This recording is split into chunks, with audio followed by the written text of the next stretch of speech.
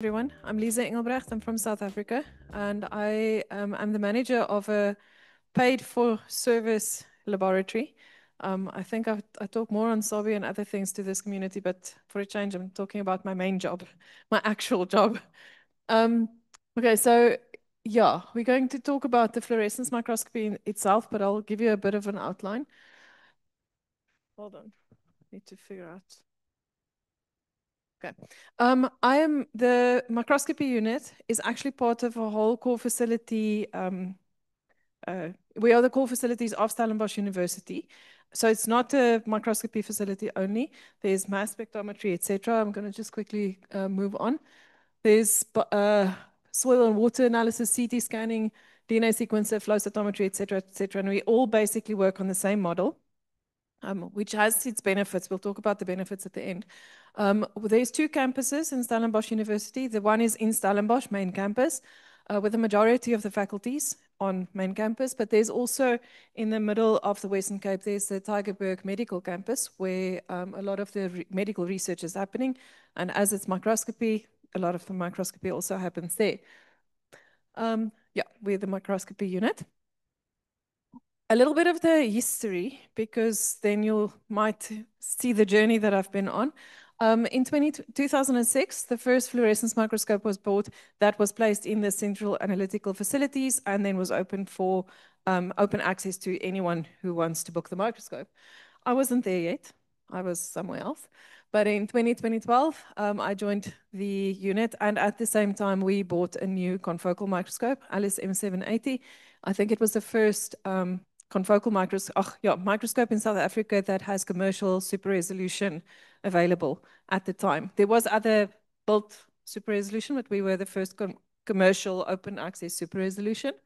The person there, Ben Lewis, he was my previous boss. He was the previous manager of the unit, and then he left to become a proper researcher, and I took over the lab. Then in 2015, the same microscope, so it's not a new microscope, same microscope, went back to Germany because we got funding to upgrade it to a second super resolution platform, which is what they call today single molecule localization mapping, PALM, STORM, that type of technology, the blinking super resolution type of technology. And then many years later, not many years later, a few years later, at the Tygerberg campus, the researchers also started complaining they have to drive to Stellenbosch for their fluorescence microscopy experiments. Couldn't place the confocal. Confocals are expensive and we're struggling to get funding. So we did get funding from the faculty at the time to buy a fairly high-end fluorescence microscope with live cell capabilities for the medical campus. At the time, for this whole period, the unit was not only microscopy, we also had flow cytometry in the unit because it's the same technology in terms of fluorescence. If you understand fluorescence, you can do flow cytometry and microscopy. So in 2008, we bought the first sorter. I wasn't still there, but eventually, let me just figure out why. There we go. 2017, we got a new sorter, basically to replace the old sorter because they warned us that it will be going out of commission. So it's again cell sorting. And then the cell sorters or the flow cytometry at Tygerberg Medical Campus, they started really writing very good applications to the National Research Foundation. And the first flow cytometer that it wasn't the first that we bought, but a real high-end flow cytometer at Tygerberg Medical Campus was the Amnis ImageStream X, an imaging flow cytometer. At this point, we decided, not at this point, 2019, but 2021, we decided to split flow cytometry and microscopy. Reason being that we started doing a lot more of the CLEM. You'll see there in the last point here, 2015, we started doing CLEM, correlative light and electron microscopy. So the decision was made, split flow cytometry and microscopy, and rather, I'll go back to this now, join fluorescence microscopy and electron microscopy because we were working together quite a lot already. Just in terms of the funding, how we got all this equipment, I am not sure who paid for the first microscope. I have no idea. The second one was the National Equipment Program. It's the National Research Foundation of South Africa who has this program specifically for high-end equipment. You have to motivate why is this high-end, very specialized. You have to motivate that it will be open access for people to use, not just your own department, etc. And you'll see there's a few of these equipment. Let me just quickly see. There's a few of these equipment that we bought this way. So the confocal upgrade was done that way. Our flow cytometers were all bought through the National Equipment Program. But the Faculty of Health and Sciences, they funded the microscope that we placed at Tygerberg in 2018. When the unit joined, you'll see there 2022 to 2025, we had fluorescence microscopy. It was placed in Stellenbosch, that's why you'll see it's in Stellenbosch. We had the same, LSM 780. I'm not going to talk about this one yet, I'll get back to that. Then we also had the lab electron microscopy. They have a Merlin, I'm saying they because we have a whole team of electron microscopy staff. The Merlin and the Evo EDS, they are specializing quite a lot on the elemental analysis in that lab. And then we also have the Tygerberg campus now to some degree well equipped. We still don't have very good or high-end fluorescence microscopy, but we got in 2019 a very, very high-end FEXEM that has the ability to do volumetric EM. As far as I know, the first system in Africa to do volume EM. It has a little ultra microtome in chamber. You put your little resin block, well prepared. There's a whole regime of sample prep. And then the ultra microtome can cut the section, image, cut, image, cut, image. And then your sample analysis or sample processing is to build up that three-dimensional image. I've got some examples right at the end. Right, again, the ones that I didn't talk about yet, the National Equipment Program also paid for some of the EMs. This one I also don't know. It's old, very old.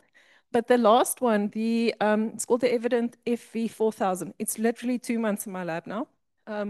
It's an industry placement, it's temporary. We won't hold on to this microscope for forever unless we can buy it. And we can only buy it if we get funding. But it's a very good microscope, probably the new baby on the block in terms of confocal microscopy.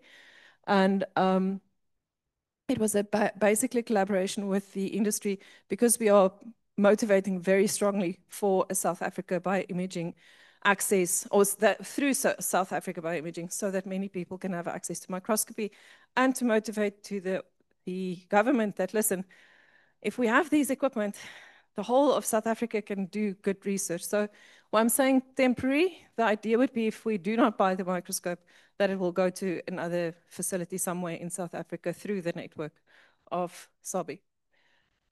Let me just quickly get, there we go. Okay, I did put this slide in because I think it's important to know that, and we've actually heard it already, that the staff of units are also part of the asset base of the unit. I'm calling it assets because you can have a whole lab of the best microscopes in your lab. If you do not have the staff who are dedicated, passionate, and trained and skilled, there's nothing you can do with those microscopes. They're not coming to their full value. So I've had a lot of previous colleagues. I'm not going to go for everyone, but just to give you an idea, the only 3 that's still in South Africa is Professor Ben Lewis. He's a researcher, like I said. Roseanne Adams, she's in industry. She's a flow cytometry person. And Dr. Angelique Laurie is back. She went overseas and she's back. Everyone else is currently working overseas in either microscopy or flow cytometry. So we are in Africa building a skill base, and they are leaving to some degree. Luckily, I can tell you that 3 of them is always putting some back. Dumisile is working on collaborative projects on CLEM with us, as well as Lydia. She's mentoring some of our students and researchers. And whenever we're struggling with image analysis, Dr. Jurgen Kriel is a few hours away. It's probably 12 hours in Australia difference, but he does help wherever he can. He's a very good image analyst. And then what we've left, I'm the only one at Stellenbosch focusing on fluorescence applications.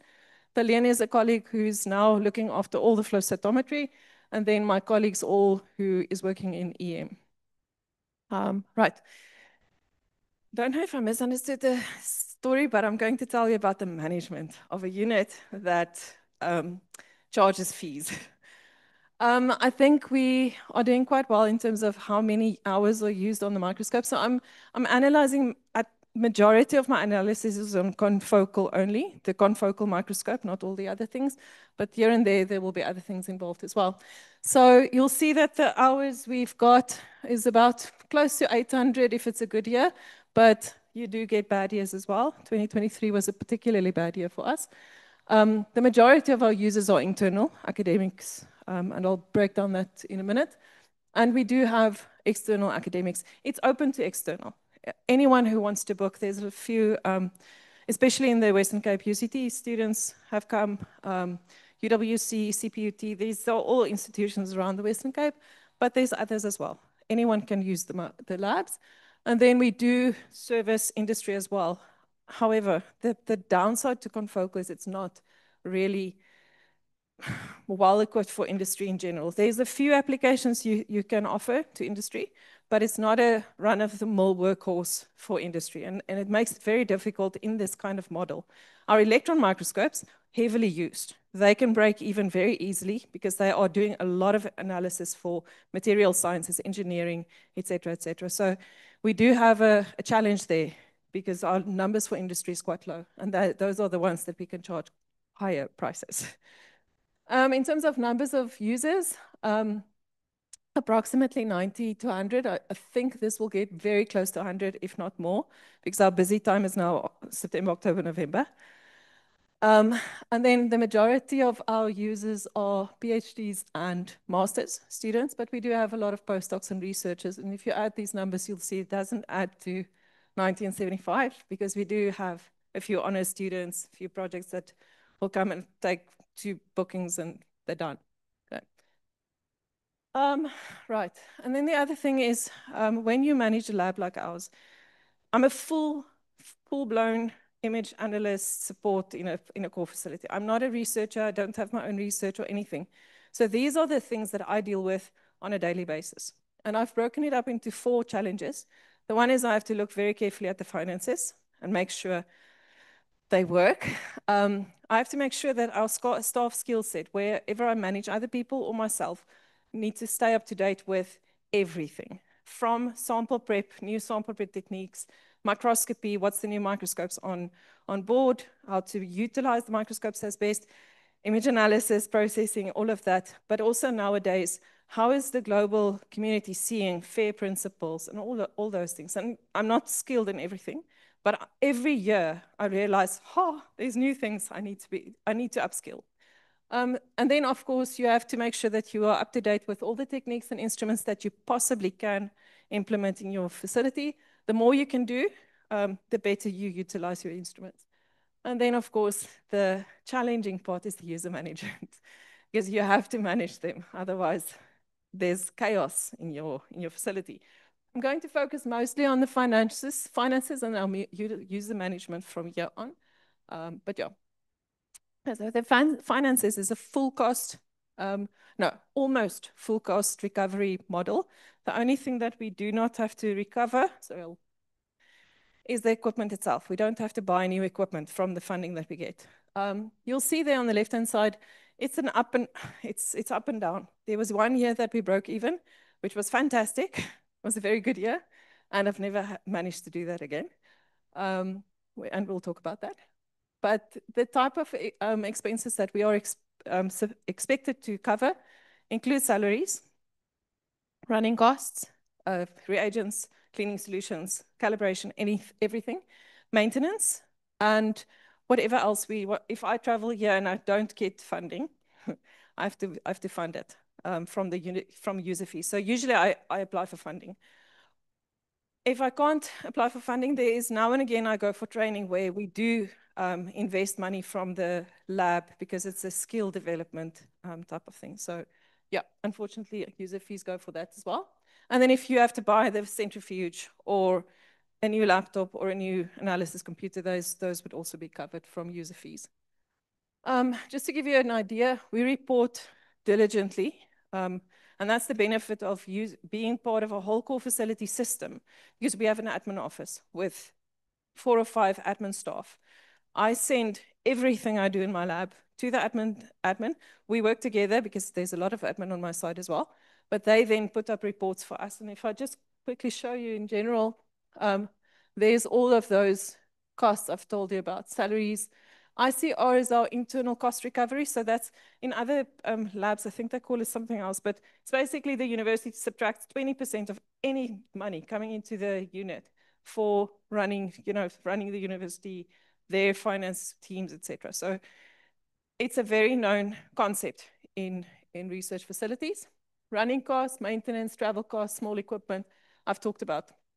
Deferred costs, about 2018, we realized, hold on, some years we think we have money left and we use it for things like training or bursaries. And then the next year, a massive thing breaks that happened in the CT scanner and they couldn't fix the CT scanner, but they've spent some money on the bursaries. So then we were expected to calculate what would it cost us to replace those things that doesn't break every year. I know I've got lasers. At the time of 2018, I was managing equipment to a total of 30 lasers, including flow cytometers. It's like, okay, I can't replace all of them. But then you have to decide how many in a lifetime of an equipment would you think you'll replace? How long are they going to last, etc. And then we have to calculate some form of a value and include that in our price calculations so that over time we do bring in a little bit more than the just general running cost. And the year that it breaks, you can cover that massive breakage. It's not easy because they literally subtract something that you haven't spent yet. But the day something breaks, you say, I've got money there. Can I please replace this laser or this massive electron beam source from the deferred cost? So it's now paying off. It wasn't nice in the beginning. Then you'll also see that we are still, oops, a daisy, sorry, I'm gonna go back. Come on. I don't know why this number is not showing, but it's about 85%. So you'll see, even from my previous slide, we can get close to 85% of cost recovery. It's very difficult to get full on a break even. So I'm always in trouble from higher up. I know. In some cases, it's all based on the where you see it from. If you're the university and you're losing 200,000 Rand because I can't get break even, then it's bad. And if I show this to anyone who's used to microscopy labs, it's fairly good. There are some downsides. We'll talk about that now. Just to show you a breakdown of these costs then. You'll see there's deferred cost, 11, small equipment, travel costs, very small amounts. Our maintenance for this specific year was quite low. This year is a different story, 2025. We have a broken microscope at the moment. Our running costs are usually fairly stable, but the salaries is basically the biggest expense. And you might think I'm one of those people who receive the salary. It's not extensive, it's not rich or anything like that. You can't really work for less. I haven't done a comparison with other facilities, but as far as I know, we're fairly similar to other facilities. So the salaries is really the biggest cost. And if we don't pay the salaries, we lose staff. You've seen we've lost staff to overseas labs. So it's something that we can't just cut salaries. What we need to do, in my opinion, to solve this gap of 85 to 100% is find other sources of salaries. And we are working on that. And there's just now in October potential changes at Stellenbosch. So next year, if I do the same talk, not necessarily, this might look fairly different because we are trying to get salaries paid from a different source. Okay. Then other things that you have to consider. In a paid for model, you need to think about the fact that your user profile is important. If you have only young startup researchers, you are not going to get them to help you build a cost-effective unit. You need those well-established, well-funded researchers to also use your lab. But then also, of course, you want the upcoming researchers to also use your lab. And then also the funding landscape. That 2023 year was a shocking year in South Africa. A lot of the funding dipped badly, and the researchers themselves haven't made plans, different plans, than to really rely on national funding. Now it recovered a bit. My thinking is that most of those researchers who could manage to get elsewhere, sources elsewhere. But 2023 was a shock year in South Africa. And then we had the effect. The other thing is your prices. Lisa. Yeah. How many? Yeah. Do I have to finish now? Or do I have 2 minutes? Okay, I'm going to rush. Prices, you have to balance them. You can't increase the prices to get to the 100% from 85% covering everything, just, okay, add 15%. Because if I add 15%, people are going to stay away, and I'm definitely not going to reach the 100%. So you have to stay affordable, but also get the income. That's why we're trying to find a different source for the salaries. There's also, of course, I can't do all the work all the time just for funding, for money. I have a lot of consultations, soft training, calibration on the microscope, maintenance, and then, of course, the community work like this. I think it's important. And then, as I said before, I've explained the deferred cost. It's very important to do that. I want to get to, okay, just a quick thing on admin. We collect, and these are part of the benefits, we collect all of the data of the students. IDs, POPI Act, and all of that is included, but we collect when you started your studies, what are you doing, who you are, etc., so that we can have all these data available to the National Research Foundation. It goes into a database, and I put it on a logbook monthly. So we meticulously collect all data of usage on the microscope on each of them. Our system is you can either submit samples or you can come to the microscope. If you come to the microscope, you will make some bookings. Where did I make that? You'll make bookings on our booking system. Otherwise, you can send samples to the lab. We have a courier service in the Western Cape that can bring samples to the lab, or you can courier it from wherever else. And then we have a booking system. You book time, you pay for the time booked. Biosafety. Each person who wants to bring samples to the lab, either send them or bring them. They have to complete the biosafety form where we collect the information, whether they have health concerns, whether they're trained, etc. The samples, what's the hazard risk, what's the SOPs, and GMO, genetic modified information of your samples. And then we have an online biosafety training so that people know how our lab applies biosafety. Training, we do a lot of training. We have a very stable confocal microscopy course. I've trained usually about 22 to 24 students per year. And I want to get to another one. You can read that one just now, pros and cons. Sorry, but this is important. No. You're standing between us and lunch. Okay. Yeah, but I was started late. Okay, I want to go back just to that one. I'll finish there. The pros are, it's actually fair amongst researchers. If you don't use the lab, it's not your departmental cost or anything that goes into my lab. It's the people who use it who pay for it. And there's some fairness to that, okay? The pressure is not on the institution to carry all of the cost. Therefore, there's faster turnaround. I've had a laser broken, repaired in 3 weeks. It's not common to repair a laser in 3 weeks because SAF as a whole had enough funding. I could say, can we place the order? And one of those 3 weeks was the engineer being in isolation because of COVID. So that was a fast turnaround time. Your users understand the cost and the data is collected, etc. Downsides, it's not very, very popular. People don't like paying for their time. And I want to point out that the gatekeeping, unfortunately, it's only the well-funded researchers who really can use the lab at a high frequency. And that's not good. I don't like it either.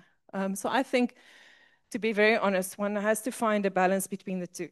You can't cover all costs. You have to have a way of getting the young researchers also in the lab. And yeah, I'll finish there. Sorry, Mike, I know you don't like it, but I rushed. I just have a question about the salaries. does the institute and the university itself guarantee the salaries for the staff? So if it's, you know, if you don't break even, the university is going to cover the balance. Yeah, we are in the privileged position that Stellenbosch University policy is that if you work long enough, you are a permanent position, and they pay your salary. The risk is they might close the lab if you never break even, and then you lose your job. So that was my fear. It's more long term than going to lose your job after a contract. But if the lab doesn't ever become sustainable, the lab closes. Here's a question. Okay, until they get the mic, I have a question. So how you get to the industry and what kind of application are they applying on your core? I've imaged mostly food samples where people came for cheese, milk, mayonnaise, meat. And then they basically, in the first three examples, it's a basic null red staining where they look at lipid droplets and emulsions, how big are the fat droplets in different ways of making the product. But how you market your facility for the industry, like how they know you? I haven't really. That's probably one of the other downsides, but it's I have to think.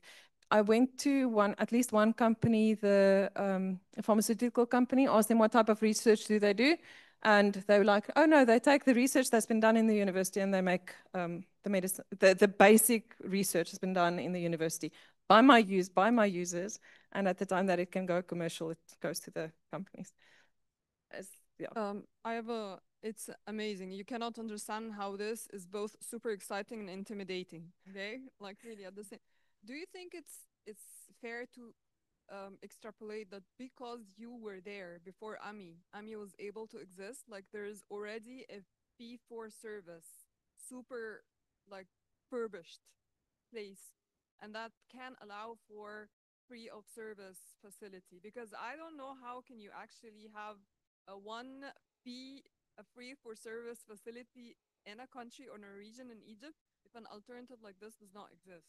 Yeah, I actually think Mike should answer that one, but I don't think for both of the benefit of having a paid for service close by to AMI is that we can be those the sample, the imaging that he talked about that no one had sample imaging. We can provide sample imaging for anyone who wants to, because we don't have that. You don't have to apply. You book, you must be able to pay, and then you can come and do all that nonsense and optimization and so on. I'm saying nonsense meaning the data that never gets anywhere. The funding for AMI is a whole different story from us. So it's a little bit independent, but there's mutual benefit. Yeah, that's actually a really fantastic question, and it might take more discussion to get into, but I'll highlight what Lisa's just said, that the role that AMI is trying to fill is completely different from a core facility. We're trying to find a way that we can push a research project to do that has never been done in that field. And that involves, specific questions that have to be addressed, et cetera, et cetera. But when it comes to doing the routine projects, that's not where AMI is meant to kind of support. And in a kind of traditional core facility is far better equipped to do that kind of thing. And as Lisa also said, the funding is completely different. We're not sustainable. If we run out of our philanthropic donations, AMI will cease to exist. We've got no fallback. AMI doesn't get any support other than contributions in kind from the university. So our salary, everything is based on securing funding. So that's also very risky. So I think the two have to work in harmony. And to kind of speak to your question about whether that kind of thing would exist in Egypt, I think a core facility should exist first before an open facility does. Yeah. Do you think the same